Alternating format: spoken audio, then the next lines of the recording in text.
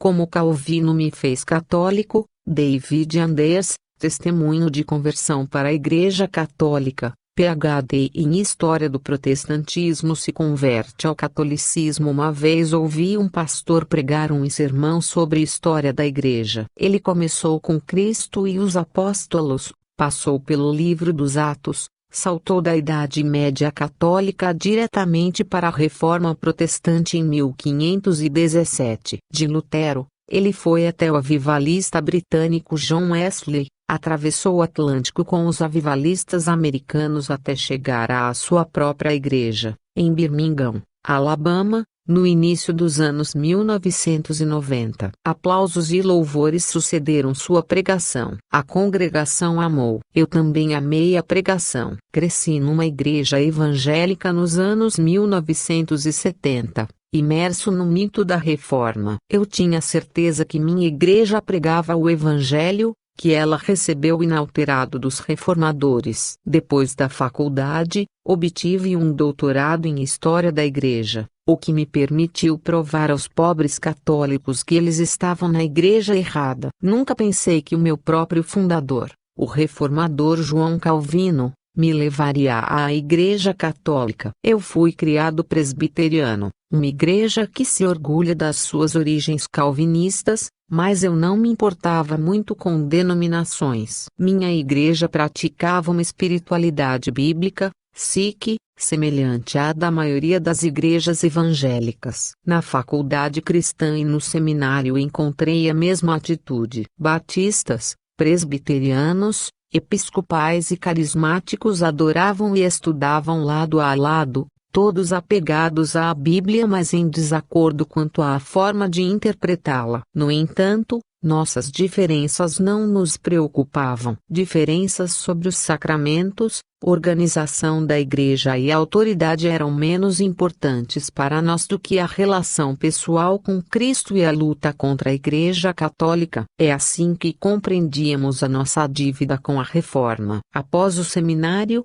comecei um PhD em História da Reforma. Meu foco era João Calvino, 1509 a 1564, o reformador francês que transformou Genebra, na Suíça, no modelo de cidade protestante. Escolhi Calvino não apenas pelo meu passado presbiteriano, mas porque a maioria dos protestantes americanos tem alguma relação com ele. Os puritanos ingleses, os pais peregrinos, Jonathan Edwards e o Grande Avivamento, todos, fundamentados em Calvino, influenciaram profundamente a religiosidade americana. Meus professores descreviam Calvino como um grande teólogo, nosso teólogo. Eu pensava que se dominasse Calvino, eu conheceria realmente a fé. Para minha decepção, dominar Calvino não me levou a nenhum lugar que eu esperava. Para começar, eu descobri que não gostava dele. Conheci um homem arrogante, julgador e inflexível. Mais importante, Calvino destruiu minha visão evangélica da história. Eu sempre assumi como verdade a perfeita continuidade entre a igreja primitiva, a reforma e a minha igreja. No entanto, quanto mais eu estudava Calvino, mais estranho ele me parecia. Muito diferente dos protestantes de hoje. Isto me levou a questionar toda a narrativa evangélica, igreja primitiva, reforma, cristianismo evangélico. E se os evangélicos se desviaram de Calvino e da reforma, o fio da história se rompeu. E se ele se rompeu uma vez, entre a reforma e hoje, por que não teria se rompido antes? Entre a igreja primitiva e a reforma. Será que o fio da história evangélica chegou tão longe? Calvino me chocou por rejeitar elementos-chave da minha tradição evangélica. A espiritualidade de nascido de novo, interpretação privada da Bíblia, uma abordagem acolhedora às outras denominações. Calvino se opôs a tudo isso. Descobri que suas preocupações eram muito diferentes, muito mais institucionais, quase católicas. Apesar dele rejeitar a autoridade de Roma, existiam elementos da fé católica que ele nunca pensou em abandonar. Ele assumia como certo que a Igreja deveria ter uma única autoridade interpretativa, uma liturgia sacramental e uma fé unificada. Estas descobertas me deixaram com importantes questões à mente. Por que Calvino deu tanta importância a essas coisas católicas? Ele estava certo em dar tanta importância a elas? Em caso positivo, ele estaria certo em abandonar a Igreja Católica? O que essas descobertas me ensinavam sobre o protestantismo? Como minha igreja podia chamar Calvino de fundador estando tão longe dos seus ensinamentos? Será que toda a teologia protestante estava destinada à confusão? Entendendo a reforma calvinista, Calvino foi um reformador da segunda geração, 26 anos mais novo que Martinho Lutero, 1483 a 1546. Isso significa que já na sua época a reforma se havia dividido em facções. Na sua terra natal, a França, não havia apoio do rei ao protestantismo e nem liderança unificada. Advogados, humanistas, intelectuais, artistas e artesãos liam os escritos de Lutero, junto com a Bíblia, e adaptavam o que lhes agradava, na confusão que é um típico fruto da tese do livre exame, e que permanece até hoje. Essa variedade marcou Calvino para o caminho certo para o desastre. Ele era advogado e sempre odiou qualquer forma de desordem social. Em 1549, escreveu um pequeno tratado, Advertissement contre l'astrologie, no qual aborda essa diversidade protestante. Cada estado de vida tem seu próprio evangelho, que eles fabricam para si mesmos de acordo com seus apetites, de forma que há tanta diferença entre o evangelho da corte, o evangelho dos juízes e advogados e o evangelho dos mercadores, como há entre as moedas de diferentes regiões. Comecei a ter dificuldades com as diferenças entre Calvino e seus descendentes quando descobri seu horror à diversidade teológica. Calvino foi formado na teologia de Lutero, mas ele se incomodava com a multidão grosseira e a plebe vulgar que transformou a doutrina de Lutero numa desculpa para a desordem. Ele escreveu o seu primeiro grande trabalho, As Institutas da Religião Cristã, 1536, em parte para tratar desse problema. Calvino teve a chance de botar seus planos em prática quando se mudou para Genebra, Suíça. Ele começou a participar da reforma em Genebra em 1537, quando fazia pouco tempo que a cidade havia abraçado o protestantismo. Calvino, que já havia começado a escrever sobre teologia, estava insatisfeito com as medidas tomadas pela cidade. Genebra aboliu a missa, expulsou o clero católico e professou lealdade à Bíblia, mas Calvino queria mais. Seu primeiro pedido ao conselho da cidade foi que ele impusesse uma confissão comum de fé, escrita por ele mesmo, forçando todos os cidadãos a professá-la. A mais importante contribuição de Calvino a Genebra foi a criação do consistório, um tipo de corte eclesiástica, para julgar a pureza moral e teológica dos cidadãos. Ele também persuadiu o conselho a implementar um conjunto de decretos eclesiásticos que definiam a autoridade da Igreja, estabelecia as obrigações religiosas dos leigos e impunha uma liturgia oficial. O comparecimento à igreja era obrigatório. Contrariar os ministros era crime de blasfêmia. As Institutas de Calvino foram declaradas a doutrina oficial. O maior objetivo de Calvino era obter o poder de excomungar fiéis indignos. O conselho da cidade lhe deu esse poder em 1555, quando a imigração francesa e escândalos locais deixaram o eleitorado a seu favor. Calvino utilizou-se desse poder frequentemente. De acordo com o historiador William Monter, de cada 15 cidadãos um foi intimado a comparecer perante o consistório entre 1559 a 1569, e um em cada 25 foi excomungado. 2. Calvino utilizou esse poder para implementar sua visão de cristianismo único e punir dissidentes. Um calvinista descobre João Calvino: eu estudei Calvino durante anos antes que o significado real do meu aprendizado viesse à tona. Então, finalmente, percebi que Calvino, com sua paixão pela ordem e autoridade, estava do lado oposto ao espírito individualista da minha tradição evangélica. Nada deixou isso mais claro para mim do que sua luta contra o ex-monge carmelita Jerome Bolsec. Jerome Hermès Bolsec em 1551,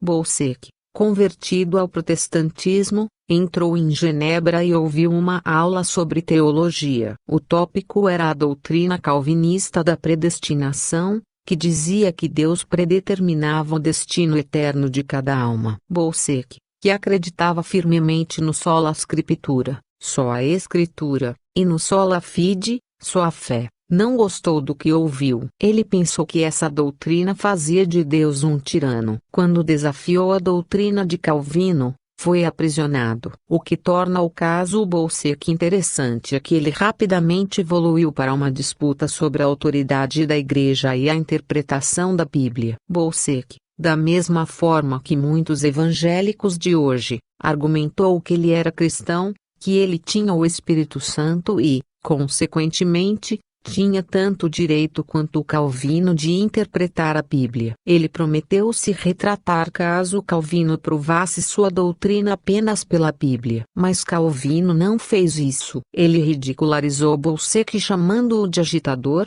Bolsec desfrutava de grande simpatia do público. Rejeitou seu apelo à Bíblia e determinou que o conselho agisse com dureza. Ele escreveu a uma amiga que desejava ver Bolsec apodrecer numa vala. 3. O que a maioria dos evangélicos de hoje não sabem é que Calvino nunca defendeu a interpretação privada, ou laica, da Bíblia. Enquanto rejeitava a autoridade de Roma, ele arrogou essa autoridade a si mesmo. Ensinou que os pastores reformados eram sucessores dos profetas e apóstolos, com autoridade para interpretar a Bíblia. Insistiu que os leigos deveriam suspender o julgamento em matérias difíceis e manter-se unidos com a Igreja.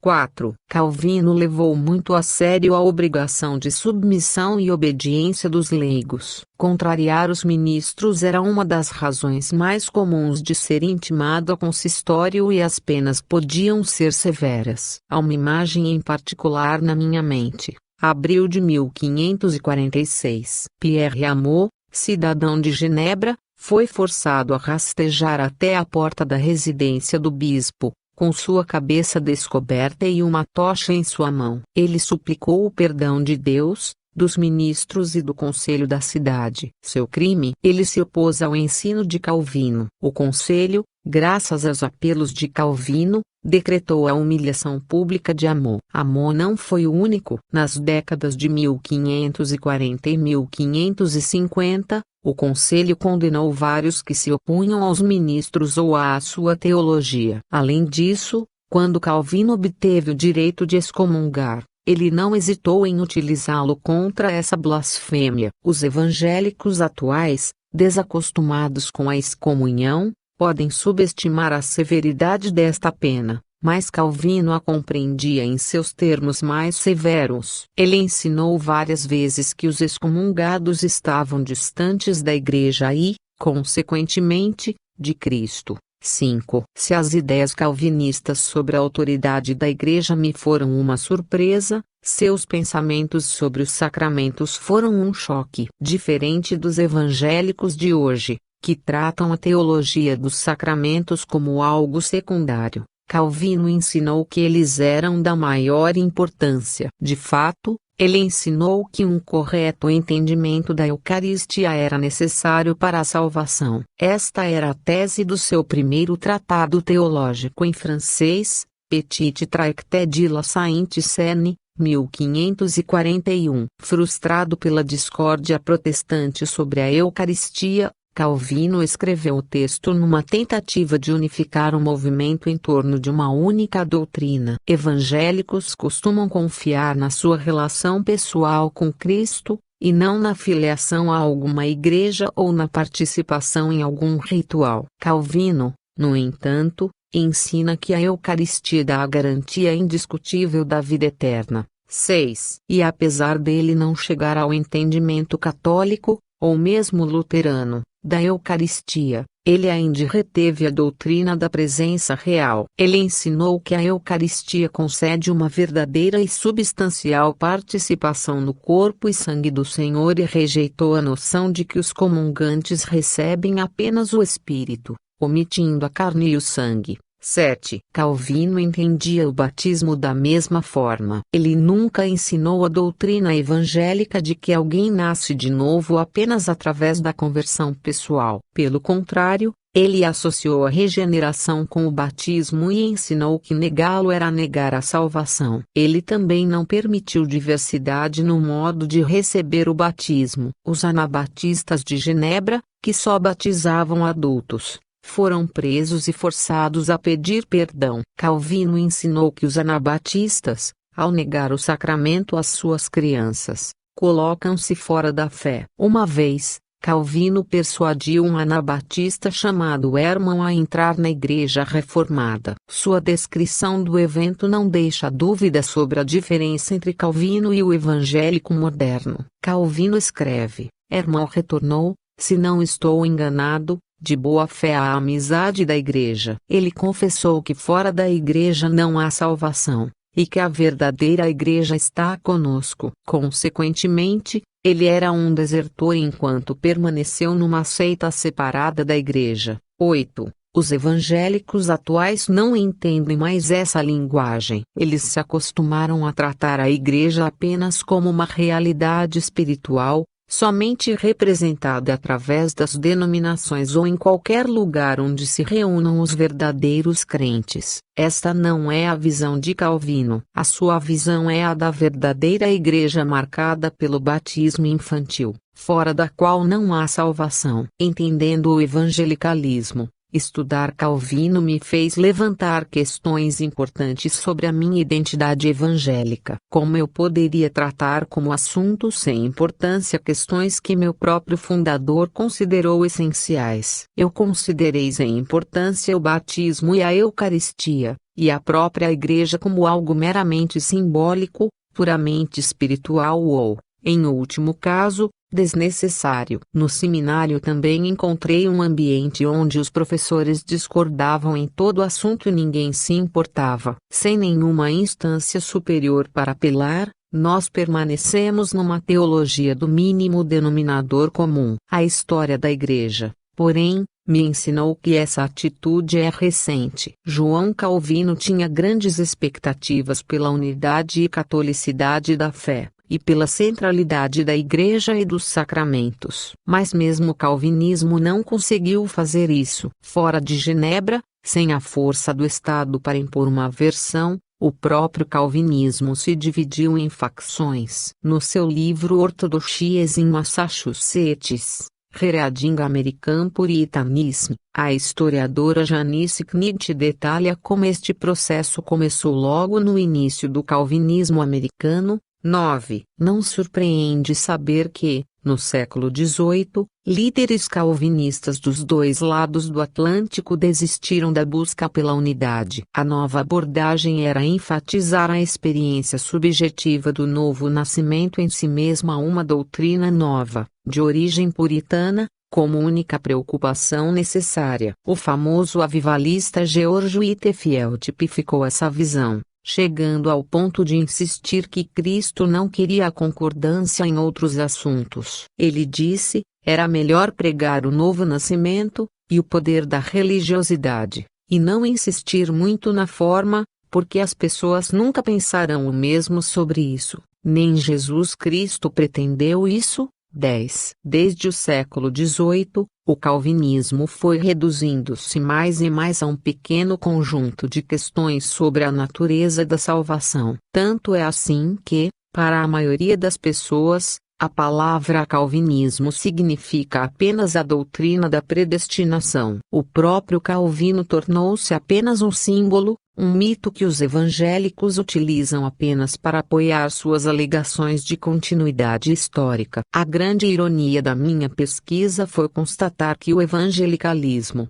longe de ser herdeiro direto de Calvino, na verdade representa a falência do calvinismo. Enquanto Calvino dedicou sua vida à busca pela unidade doutrinal, O evangelicalismo moderno está enraizado na negação dessa busca. O historiador Alistair McGrath nota que o termo evangélico, que existiu na cristandade por séculos, assumiu seu sentido moderno apenas no século XX, com a fundação da Associação Nacional dos Evangélicos, 1942. Esta sociedade foi criada para permitir a ação pública coordenada entre grupos que concordavam apenas com o novo nascimento, mas discordavam em todo o resto. 11.